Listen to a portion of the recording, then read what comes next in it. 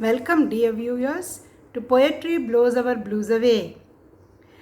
In the previous episode, we enjoyed reading Wordsworth's sonnet, Scorn Not the Sonnet Critic. Today, we are going to discuss his second sonnet, praising the sonnet's scanty plot of ground. Here goes the poem. Nuns fret not at their convent's narrow room, and hermits are contented with their cells, and students with their pensive citadels. Maids at the wheel, the weaver at his loom, sit blithe and happy. Bees that soar for bloom, high as the highest peak of furnace fells, will murmur by the hour in foxglove bells. In truth, the prison into which we doom ourselves, no prison is, and hence for me, in sundry moods, it was past time to be bound within the sonnet's scanty plot of ground. Pleased, if some souls, for such their needs must be, who have felt the weight of too much liberty, should find brief solace, as I have found.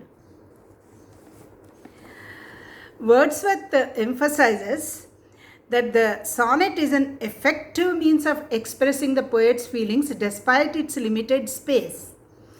Nuns fret not. Nuns do not complain, grumble about the narrow space provided to them by their convents. They happily live there. So also hermits. Hermits, the recluses, contentedly live in their cells.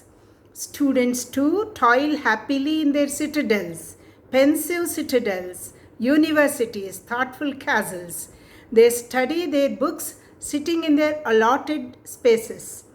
So also maids working at the wheel and weavers at the loom are blithe and happy in their narrow spaces.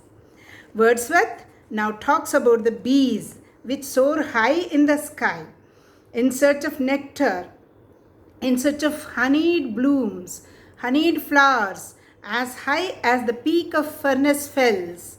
Furnace Fells are a mountain range in England. They buzz and murmur hours together in the foxglove bells, savouring the honey. Foxglove bells are tall trees which with pink and white bell-shaped flowers. Citing these examples, Wordsworth concludes that the prison into which we willingly doom ourselves is not at all a prison, because we haven't forced ourselves into them, into these narrow spaces. We have chosen them.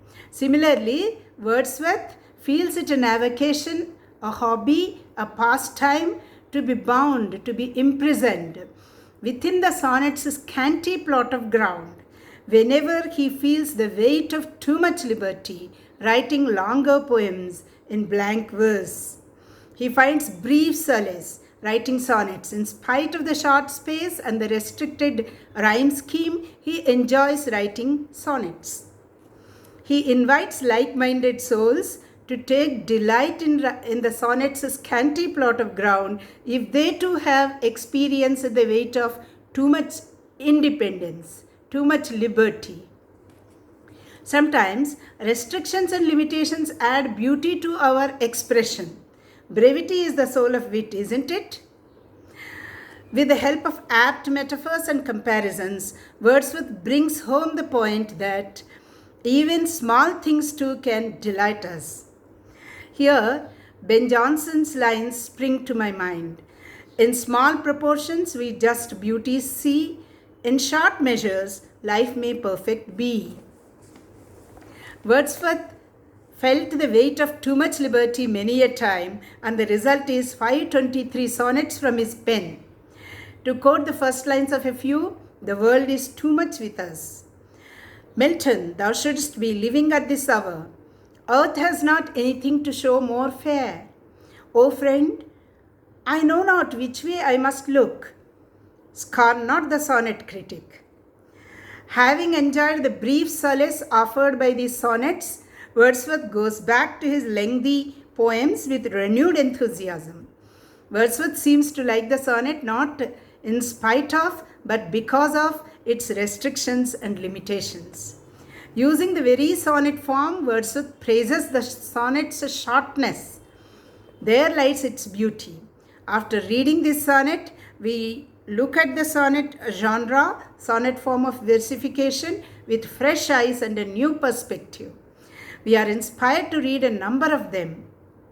That's all for now. See you soon with yet another alluring poem. Till then, happy poetry reading.